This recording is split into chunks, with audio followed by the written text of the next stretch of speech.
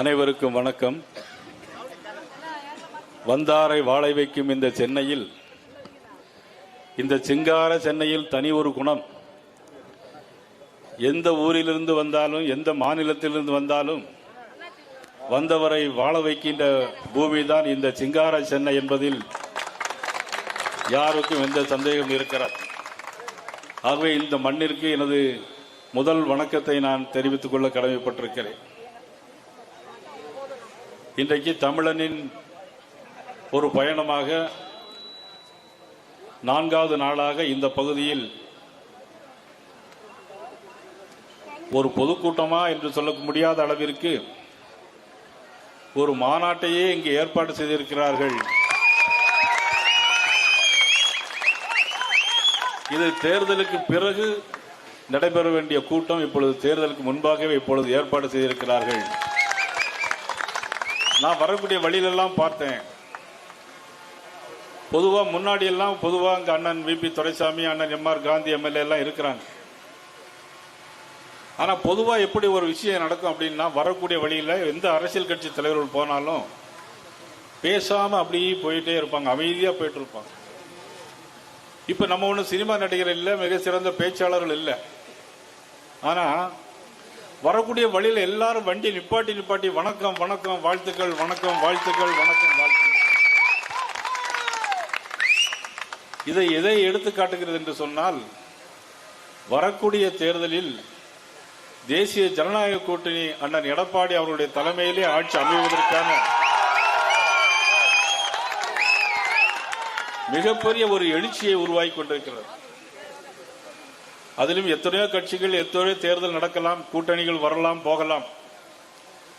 ஆனா அது பாரதிய ஜனதா கட்சி அதிமுக கூட்டணின்னு சொன்ன உடனே இயற்கையாவே எல்லாரும் ஒன்னாயிட்டாங்க. எல்லாம் ரெண்டு தானே, எல்லாமே ரெட்டையில தானே இருக்கு. ஆனா அங்க பாருங்க, தாமரை அதுலயும் ரெட்டையில இருக்கு. இது ஒரு இயற்கையான கூட்டணி. இந்த கூட்டணி வெற்றி கூட்டணியாக அமைவதற்கு அண்ணன் இபிஎஸ் அவர்கள் மேட்டுப்பாளையத்திலே ஆரம்பித்து அதை முன்னுரையாக எழுதியிருக்கிறார்கள். இந்த ஆட்சிக்கு முடிவு கட்ட, இந்த திராவிட மாடல் ஆட்சிக்கு முடிவு கட்ட. ஆனால் இதை பாரதிய ஜனதா கட்சி முடிவுரை எழுதி வைக்கும் என்பதை இந்த நேரத்தில் நான் சொல்லிக்கொள்ள கடமைப்பட்டிருக்கிறேன். வருகிற வழியிலெல்லாம் வரவேற்பு கொடுத்தார்கள். பாரதிய ஜனதா கட்சி அண்ணன் கரு நாகராஜன் அவருடைய தலைமையிலே நமது மாவட்ட தலைவர்கள் நாகராஜன் மற்றும் நமது பாலாஜி அவர்கள் ஒரு வரவேற்பை கொடுத்தார்கள்.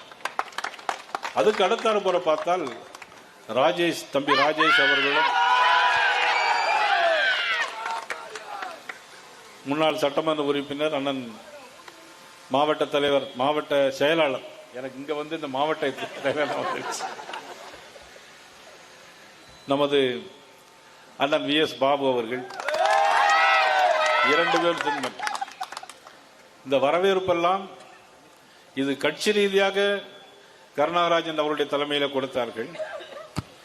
ஆனால் கூட்டணி ஒரு பக்கம் இருந்தாலும் பழைய உறவின் காரணமாக, பழைய நட்பின் காரணமாக ராஜேஷ் அவர்களும் விஎஸ் பாபு அவர்கள் தலைமையிலே, அது அதிமுகவுடைய பகுதி செயலாளர் மாரிமுத்து, செந்தில் உள்பட எல்லோரும் ஒரு அன்பான வரவேற்பை இந்த பகுதியில் பார்க்க முடிந்தது.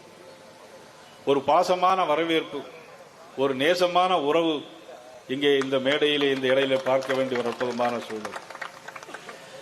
தமிழ்நாடு முழுவதும் இந்த நிகழ்ச்சியை ஒருங்கிணைப்பதற்காக எங்களுடைய பொதுச் செயலாளர், மாநில பொதுச் செயலாளர் கருப்பு முருகானந்தம் அவர்கள், அவர்களோடு தம்பி இளங்கோ அவர்கள், லோகநாதன் மற்றும் சுசீந்திரன் உட்பட எல்லோரும் இந்த நிகழ்ச்சியை ஒருங்கிணைத்து மிகவும் சிரமப்பட்டு நடத்தி கொண்டிருக்கிறார்கள். பொதுவாக ஒரு மேடை போட்டு ஒரு நிகழ்ச்சியை நடத்த வேண்டும் என்று சொன்னால் எவ்வளவு சிரமங்கள் இருக்கும் என்று தெரியும். அதில் காவல்துறையுடைய அனுமதி வாங்க வேண்டும், பல்வேறு அனுமதிகளை பெற்றுத்தான் இந்த மேடை உருவாக்க வேண்டும். இந்த எல்இடி வண்டியை இதிலே நிப்பாட்டி அவர்கள் இந்த பகுதியில் நடைபெறுகின்ற நிகழ்ச்சியெல்லாம் சொல்வதற்கு இவ்வளவு பெரிய நிகழ்ச்சியை கருநாகராஜனோடு மாவட்ட தலைவர்கள் இணைந்து, நமது பகுதி தலைவர்கள் இணைந்து உருவாக்கி இருக்கிறார்கள். அவர்கள் அனைவருக்கும், இந்த மேடையை உருவாக்கிய அனைவருக்கும், பத்திரிகை நண்பர்களுக்கும், காவல்துறை நண்பர்களுக்கும் எனது நன்றியை நான் முதற்கண் தெரிவித்துக் கொள்ள கடமைப்பட்டிருக்கிறேன். இந்த நிகழ்ச்சியில் கலந்து கொண்டிருக்கின்ற நமது முன்னாள் மாவட்ட தலைவர்கள் பிரகாஷ், கிருஷ்ணகுமார், தட்சிணாமூர்த்தி, வழக்கறிஞர் Kapil, Radhakrishnan, ANS Prasad, SR Prakash, PK Ilango, Lalitha, Sadasivam, Deepa, Niranjan உள்ளிட்ட அனைவருக்கும் எனது மீண்டும் ஒருமுறை எனது நன்றியை தெரிவித்துக் கொள்கிறேன். இன்றைக்கு கூட காலையிலே சட்டமன்றத்தில் ஒரு விவாதம் நடந்தது. கரூரிலே நடந்த சம்பவத்திற்கு முதலமைச்சர் அவர்கள் ஒரு விளக்கத்தை கொடுத்தார்கள். அந்த விளக்கத்திலே பல தவறுகள் இருந்துச்சு, பல குளறுபடிகள் இருந்துச்சு. அதாவது முதலமைச்சர் சொல்லும்போது கரூரிலே தமிழக வெற்றி கழகத்துடைய தலைவர் பேசும்போது அவர் அந்த நெரிசலிலே சிக்கி இறந்தவர்கள் 41 பேர். அதன் பிறகு ஆஸ்பத்திரியிலே இருந்தவர்கள் 200 பேர். அதன் பிறகு அந்த காவல்துறைக்கு பாதுகாப்பில் இருந்தவர்கள் 5 DSP, 500 போலீஸ் என்று சொன்னார்கள். நான் அவர்களுக்கு பதிலளித்து சொன்னேன், நீங்கள் சொன்னதில் ஒரு உண்மை இருக்கிறது. 12 மணிக்கு வர வேண்டிய தலைவர் 7 மணிக்கு வந்தார். 12 மணிக்கு வர வேண்டிய தலைவர் 7 மணிக்கு வந்தார். ஆனாலும் பாதுகாப்பு கொடுக்க வேண்டியது காவல்துறையின் கடமை தானே. அதை பாதுகாப்பு கொடுக்கிறது மட்டுமல்ல, அங்கே 500 போலீசார் நிறுத்தப்படவும் இல்லை. ஆனால் அதே நேரத்தில் தலைவர் வந்த பிறகு தமிழக வெற்றி கழகத்துடைய தலைவர் அந்த இடத்தில் வரும்போது ஜெனரேட் லைன் கரண்ட் ஆஃப் ஆகும். ஆனால் நீ சட்டமன்றத்திலே அமைச்சரும் முதலமைச்சர் அதை மறுக்கிறார்கள். கரண்ட் ஆஃப் ஆகுது. அவர் என்ன தெரியுமா, ஒரு பாட்டு படிக்கிறார். 10 ரூபா பாட்டில் 10 ரூபா பாட்டில் 10 ரூபா பாட்டில். 10 ரூபா பாட்டில் உங்களுக்கு என்ன தெரியுமா? யாருக்கு தெரியுமா 10 ரூபா பாட்டில் என்ன தெரியுமா? என்னது கேட்க என்னது? அது 10 ரூபா என்னது?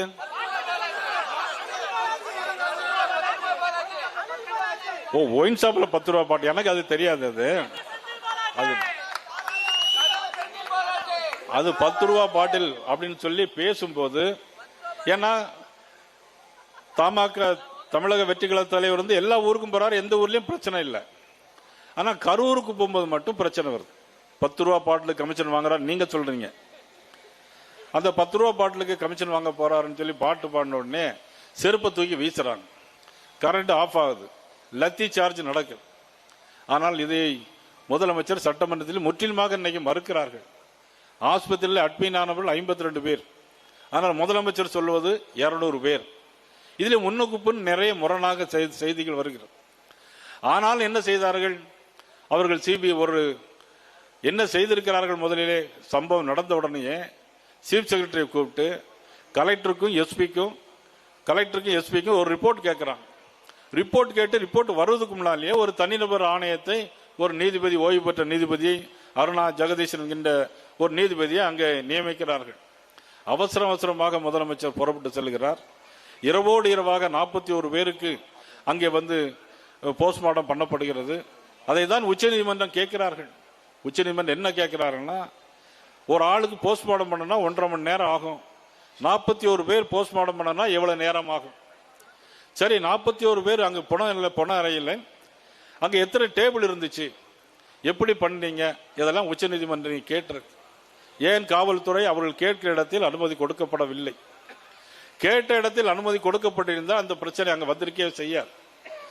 ஆக இது திட்டமிட்டு செய்யப்படுகிற இது ஒரு படுகொலையாகத்தான் நான் நினைக்கிறேன். ஆக இதை நீதிபதி இப்பொழுது உச்சநீதிமன்றம் உச்சரித்திருக்கிறது. நமது விசாரணைக்கு அனுமதித்திருக்கிறார்கள். அந்த விசாரணையில் நிச்சயமாக குற்றவாளி யார் என்பது தெரியும். அதில் திமுகவை சேர்ந்தவர்கள், முன்னாள் அமைச்சர் நிச்சயமாக அதிலே மாட்டுவார்கள். திமுக பின்னணியிலே இருக்கிறது என்பதை நான் இந்த நேரத்தில் பகிரங்கமாக தெரிவித்து, இதே மாதிரி தான் எதெடுத்தாலும் போய் தான் சொல்றது. தொழில்துறை அமைச்சர் TRP ராஜா அவர்கள் இருக்கிறார்கள். நாங்கள் 15,000 கோடிக்கு நாங்கள் பாக்ஸ்கான் முதலீட்டை கொண்டு வந்திருக்கிறோம் இன்னைக்கு செய்தி வந்திருக்கு. ஆனா பாக்ஸ்கான் நிறுவனம் இன்னைக்கு செய்தியை மறுத்திருக்கிறது. பாக்ஸ்கான் நிறுவனம் 2006ஆம் ஆண்டு கொண்டு வரப்பட்ட ஒரு நிறுவனம். அந்த நிறுவனம் 2006ஆம் ஆண்டு யார் முதலமைச்சராக இருந்தார்கள்? புரட்சி தலைவர் அம்மா அவர்கள் அன்றைய தினம் முதலமைச்சராக இருந்தார். அன்னைக்கு யார் தொழில்துறை அமைச்சராக இருந்தார்கள்? உங்கள் முன்னால் நிற்கிற நான் தான் அன்னைக்கு தொழில்துறை அமைச்சர். ஆனால் 2006ஆம் ஆண்டு பாக்ஸ்கான் நிறுவனத்தை 15,000 கோடி ரூபாய்க்கு நாங்கள் கொண்டு வந்தோம் என்று யாரோ பெத்த பிள்ளைக்கு இவங்க அப்பான்னு பெயர் வைக்கிறாங்க. இன்னைக்கு பாக்ஸ்கான் நிறுவனம் அதை இன்னைக்கு மறுத்திருக்கிறது. டிஆர்பி ராஜா நாளைக்கு அதுக்கு என்ன பதில் சொல்ல போறாருங்கிறது தெரியல. ஏற்கனவே வெளிநாட்டுக்கெல்லாம் போனீங்களே, எவ்வளவு தொழில்களை எவ்வளவு தொழிற்சாலை கொண்டு வந்தீர்கள், என்ன எம்ஓயு போட்டீர்கள், வெள்ளை அறிக்கை கொடுங்க அப்படின்னு சொன்னா அதை கேட்டது அண்ணன் எடப்பாடி அவர்கள் கேட்டாங்க. அண்ணன் எடப்பாடி அவர்கள் கேட்கும்போது ஒரு சின்ன வெள்ளை பேப்பர் அப்படியே காட்டி இதுதான் வெள்ளை அறிக்கை அப்படின்னு சொல்றார். ஒரு அமைச்சர் இப்படி பதில் சொல்லலாமா? டெப்டி ஸ்பீக்கராக இருந்த அண்ணன் விபி துரைசாமி அவர்கள், நாடாளுமன்ற உறுப்பினராக இருந்தவர்கள் ஒரு பேப்பரை காட்டி இதுதான் வெள்ளை அறிக்கை அப்படின்னு சொல்லி சொன்னா அதில் என்ன? எல்லாமே போய், அரசனும் போய், ஆண்டியும் போய், இங்க எல்லாருமே போய் திமுகவை பொறுத்த மட்டும். அது மட்டும் இல்லை, இன்னைக்கு ஜாபர் சாதி 2,000 கோடி ரூபாய்க்கு போதைப் பொருட்களை வித்திருக்காங்க, கடத்தி இருக்காங்க. 3,500 கிலோ. அதுக்கு பேரு ஜூடோ பெட்ரின். அதுக்கு பேரு ஜூடோ பெட்ரின். அந்த ஜாபர் சாதிக் யாரு? திமுகவிலே பொறுப்பில் இருந்தவர். இன்னைக்கு வட சென்னையில எடுத்துக்கொண்டால் இன்னைக்கு எல்லா இடத்துலையும் கஞ்சா வித்துக்கிட்டே இருக்கிறாங்க. இன்னைக்கு திருடனாய் பார்த்து திருந்தாவிட்டால் திருட்டை ஒழிக்க முடியாதுன்ற மாதிரி இன்னைக்கு காவல்துறை ஓரளவு தான் செய்ய முடியும். கரூரில் இருந்த காவல்துறை வேறு. ஆனால் இங்க வட சென்னையிலே இன்னைக்கு கஞ்சா இவ்வளவு தூரம் பழக்கத்தில் இருக்குன்னு சொன்னா அவ்வளவு திமுக காரங்க தான் இன்னைக்கு போதைப் பொருட்கள் கஞ்சா கடத்தில் ஈடுபடுறாங்க. ஜாபர் சாதிக்கு போல ஜாமீன்ல வந்து இருக்கிறார். அதே மாதிரி பாத்தீங்கன்னா துப்புரவு தொழிலாளர்கள், இதை விட வேற பாவம் ஒன்றுமே இருக்க முடியாது. துப்புரவு தொழிலாளர்கள் போராடுகிறார்கள். சென்னையிலே 10 தினங்கள் 15 தினங்களாக போராடுகிறார்கள். நீதிமன்றத்திலே ஒரு உத்தரவை வாங்கி அவரை அங்கிருந்து அப்புறப்படுத்துகிறார்கள். வட சென்னையில் இருக்கிற அமைச்சர் சேகர்பாபு அவர்கள் போய் அவர்களை மிரட்டுகிறார்கள். அவர்களை மிரட்டி அங்கிருந்து அப்புறப்படுத்தி விடுறார்கள், அடித்து விரட்டுகிறார்கள். ஆனால் திராவிட முன்னேற்ற கழகத்துடைய இன்னைக்கு முதலமைச்சராக மதிப்புக்குரிய ஸ்டாலின் அவர்கள் எதிர்கட்சி தலைவராக இருக்கும்போது ஊர் ஊரா இதே மாதிரி போனாங்க. டீ கடையில் உட்கார்ந்தாங்க, கிராம சபையை நடத்தினாங்க. அப்ப கிராம சபையை நடத்தவே இல்லைன்னு சொன்னாங்க. இன்னைக்கு 4.5 வருஷம் 4.25 வருஷம் ஆச்சு. இன்னைக்கு கிராம சபை எங்க இருக்குன்னே முதலமைச்சருக்கே தெரியாது. அந்த அளவிற்கு இன்னைக்கு நடந்து கொண்டிருக்கிறது. துப்புரவு தொழிலாளர் பொறுத்த மட்டும் துப்புரவு தொழிலாளர்கள் ஏற்கனவே அவங்க தேர்தல் அறிக்கையில் சொல்லியிருந்தாங்க. தேர்தல் அறிக்கையில் துப்புரவு தொழிலாளர்களை அவர்களுக்கு கூலி உயர்த்தப்படும், நிரந்தரமாக்கப்படும் என்று இன்னைக்கு ஏற்கனவே சொல்லியிருந்தாங்க. சென்னையில எல்லோருக்கும் தெரியும். அவளை அடித்து துரத்தி ஆண் என்றும் பெண் என்றும் பார்க்காமல் அடித்து அப்புறப்படுத்தி அந்த மிகப்பெரிய பாவத்தை இன்றைக்கு திராவிட முன்னேற்ற கழகம் ஏற்றிருக்கிறது. இதற்கெல்லாம் வரக்கூடிய தேர்தலில் அவர்கள் நிச்சயமாக பதில் சொல்லி ஆக வேண்டும். இன்னைக்கு இந்த வட சென்னையில பார்த்தா 25,000 பேருக்கு மேலாக துப்புரவு தொழிலாளர்கள் இருக்கிறார்கள். இவர்களுக்கு யார் பதில் சொல்வது? அவர்கள் என்ன கேட்டார்கள்? கூலி உயர்வு தானே கேட்டார்கள். கூலி உயர்வு கேட்டான் குண்டடிபடி செத்தான்ங்கிறவர் கலைஞர்லாம் பல பேர் வசனங்களை எல்லாம் பேசியிருக்கிறார்கள். ஆனால் கூலி உயர்வு கேட்டதற்கு இவ்வளவு பெரிய கூலியை கொடுத்து, அது மட்டுமல்ல, இவர் ஒரு பக்கம் அடித்து நொறுக்கிறார்கள், அப்புறப்படுத்தப்படுகிறார்கள். முதலமைச்சர் கூலி சினிமா போய் பார்த்துட்டு இருக்கார். இதுதான் தமிழ்நாட்டுடைய முதலமைச்சருடைய ஒரு இதாக இருக்கிறது. இன்னொரு அமைச்சராக இருந்தவர் பொன்முடி. உங்களுக்கு எல்லாம் தெரியும், பெண்களை கேவலமாக பேசுவதில் திமுகவை தவிர வேற யாரும் இருக்க முடியாது. அது ராஜாவாக இருந்தாலும் சரி, பொன்முடியாக இருந்தாலும் சரி, மிக கேவலமாக. முன்னாள் முதலமைச்சர் அண்ணன் இபிஎஸ் அவருடைய தாயாரே கேவலமாக பேசியவன் இந்த ராஜா, முன்னாள் அமைச்சர், மத்திய அமைச்சர். அதே மாதிரி இப்பொழுது பொன்முடி அவர் ஒரு இடத்துல பேசுகிறார், பெண்கள் நிறைய பேர் இருக்கிறார்கள், தயவு செய்து சிந்தித்து பார்க்க வேண்டும். பெண்களை பற்றி அவர்களை வேறு விதமாக பேசி, நீங்கள் பட்டையடித்தால் எவ்வளவு, நாமம் போட்டால் எவ்வளவு என்பதெல்லாம் பேசினார்கள். இதற்கு மேல மைக்கில் பேச முடியாது, பெண்கள் இருக்கிற காரணத்தால் பேச முடியாது. கரூரில் நடந்த சம்பவம் மிக துயரமான சம்பவம். அந்த சம்பவத்திலே ஒரு பெண், கணவனை இழந்த பெண், 10 வயது சிறுவனோடு அந்த கூட்டத்திற்கு போகிறார். கூட்டத்திலே நெரிசல் மிதிப்படுகிறது. அந்த பெண் கீழே விழுகிறார். 35 வயது இருக்கும். அந்த அம்மா மேலே ஏறி மிதித்து போறார்கள். அந்த அம்மாவுடைய கண் முன்னாலேயே 10 வயது சிறுவன் எல்லோரும் மிதித்து போகிறார்கள். அதில் உயிர் இழக்கிறான். எவ்வளவு பெரிய கொடுமை, எவ்வளவு பெரிய பாவத்தை இந்த திராவிட முன்னேற்ற கழக அரசு சம்பாத்தியம் பண்ணி இருக்கிறது. ஆனால் கரூருக்கு உடனடியாக போனார் 41 பேர். ஆனால் கரூருக்கு போன கால்கள், முதலமைச்சருடைய கால்கள் கள்ளக்குறிச்சி போகவே இல்லை. 65 பேர் செத்து போனாங்க. ஆனா எல்லாரும் ஒரு ஆக்சிடென்ட் ஆனா, திமுக ஆட்சியில் ஆக்சிடென்ட் ஆனா 2 லட்சம் 3 லட்சம் கொடுப்பாங்க. இதுல யாராவது சாராயம் குடிச்சிட்டு செத்து போனாதான் அதிக உரிமையோட 10 லட்சம் கொடுப்பாங்க திமுகவில். எவ்வளவு பெரிய வேடிக்கை இது! அவ்வளவு மோசமான ஒரு சூழ்நிலை. காவல்துறையுடைய கைகளை கட்டி வைத்திருக்கிறார்கள், அல்லது காவல்துறை தன்னுடைய கட்டுப்பாட்டிலே இல்லை என்றுதான் நான் முதலமைச்சரை பகிரங்கமாக நான் குற்றம் சாட்டுகிறேன். ஆம்ஸ்ட்ராங் படுகொலை வழக்கு பட்ட பகலில் நடைபெறுகிறது. ஆம்ஸ்ட்ராங் படுகொலையிலே சிபிஐ விசாரணைக்கு இன்றைக்கு அதில் இருக்கிறது. ஆனால் அதற்கு ஏதோ சொல்லுகிறார்கள்.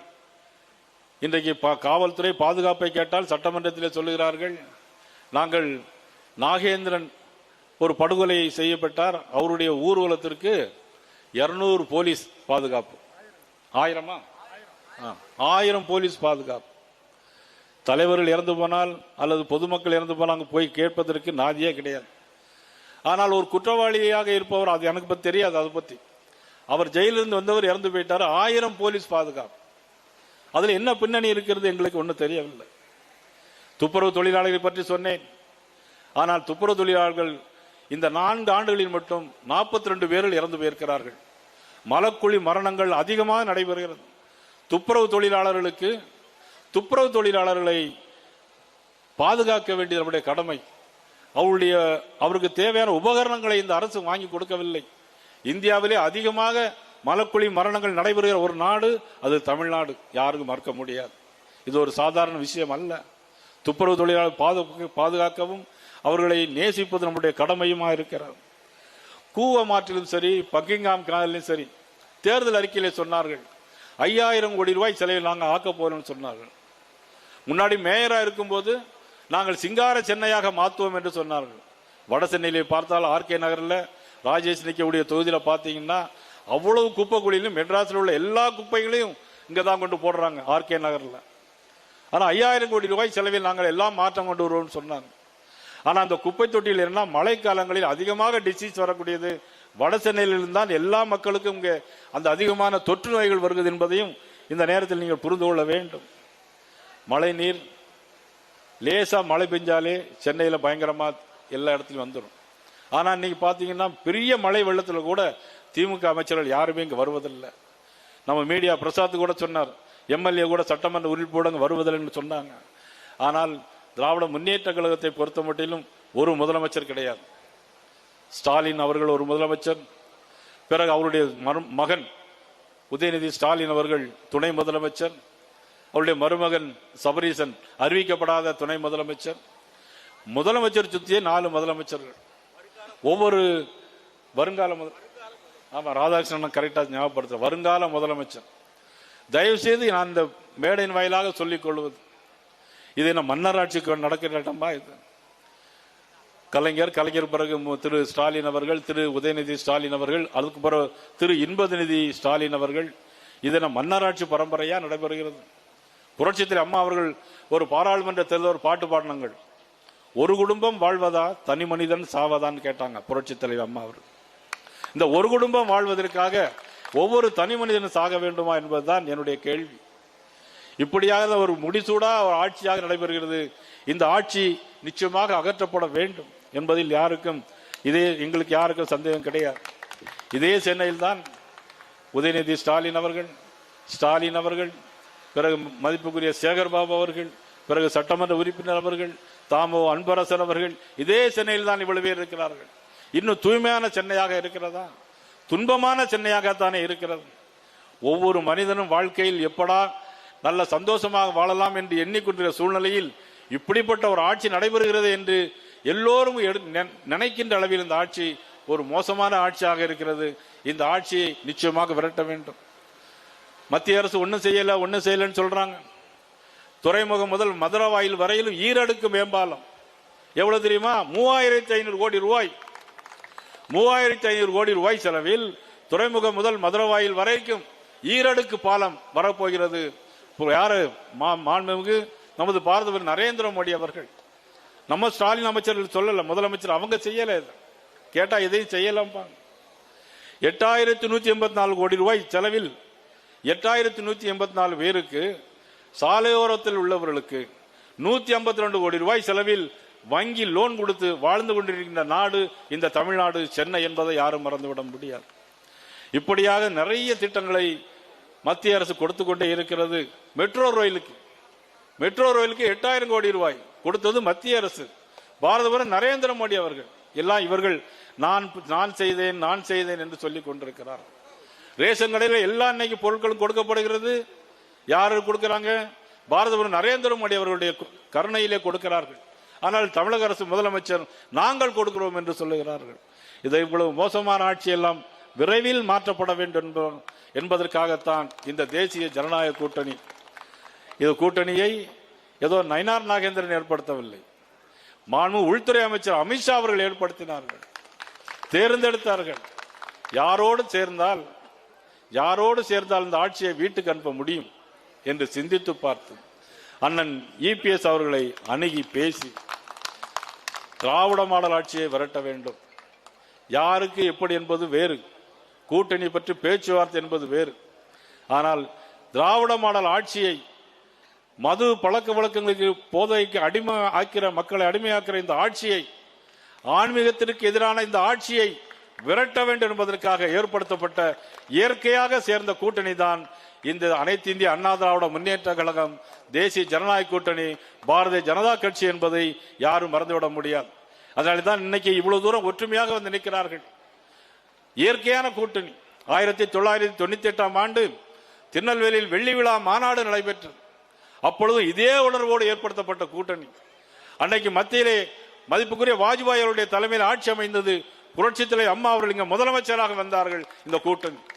அதே போலதான் தொடர்ந்து மத்தியிலே பாரதிய ஜனதா கட்சி ஆட்சியில் இருக்க வேண்டும், தமிழகத்தில் இபிஎஸ் அவர்கள் வர வேண்டும், திராவிட மாடல் ஆட்சியை ஒழிக்க வேண்டும் என்பதற்காக ஏற்படுத்தப்பட்ட அற்புதமான கூட்டணி தான் இந்த கூட்டணி.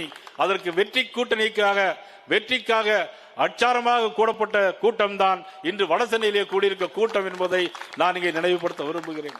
அனைத்து இந்திய அண்ணா திராவிட முன்னேற்ற கழகத்தை உருவாக்கிய மாபெரும் தலைவர் புரட்சித் தலைவர் எம்ஜிஆர், சத்துணவு தந்த சரித்திர நாயகன், வாழ்ந்தவர் கோடி மறைந்தவர் கோடி, மக்கள் மனதில் வாழ்கின்ற மாபெரும் தலைவன், இந்த மக்களுக்காக வாழ்ந்தவர் அவர். அன்றைக்கே 1972ஆம் ஆண்டு அக்டோபர் 17ஆம் தேதி இந்த இயக்கத்தை, அனைத்து இந்திய அண்ணா திராவிட முன்னேற்ற கழகத்தை ஏற்பாடு செய்வதற்கு முன்னாலேயே தொண்டர்களால் உருவாக்கப்பட்ட கொடி என்ன தெரியுமா? அதில் திமுகவில் தாமரை கொடி பயந்திருக்கும். அது தாமரை கொடி பயந்திருக்கும். இன்றைக்கு ஒவ்வொரு அண்ணா திமுக தொண்டனின் இதயத்திலும் இன்றைக்கு தாமரை பதிந்திருக்கிறது என்பதை எடுத்துக்காட்டுகின்ற கூட்டம் தான் இந்த கூட்டம்.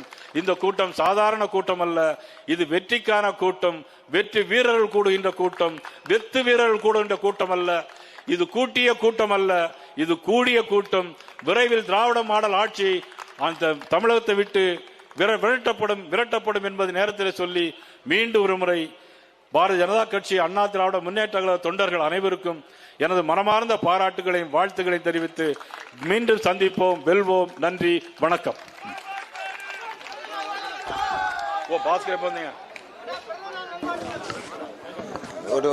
பாரதிய ஜனதா கட்சியினுடைய மாநில அணிப்பிரிவு நிர்வாகிகளுக்கும், அனைத்து மண்டல தலைவர்களுக்கும், அணிப்பிரிவு தலைவர்களுக்கும், அனைவருக்கும், அனைத்து இந்திய அண்ணா திராவிட முன்னேற்ற கழகத்தினுடைய அனைத்து உறுப்பினர்களுக்கும் தலைவர்களுக்கும் எனது நன்றியும் வணக்கத்தையும் தெரிவித்துக் கொள்கிறேன். நன்றி, வணக்கம்.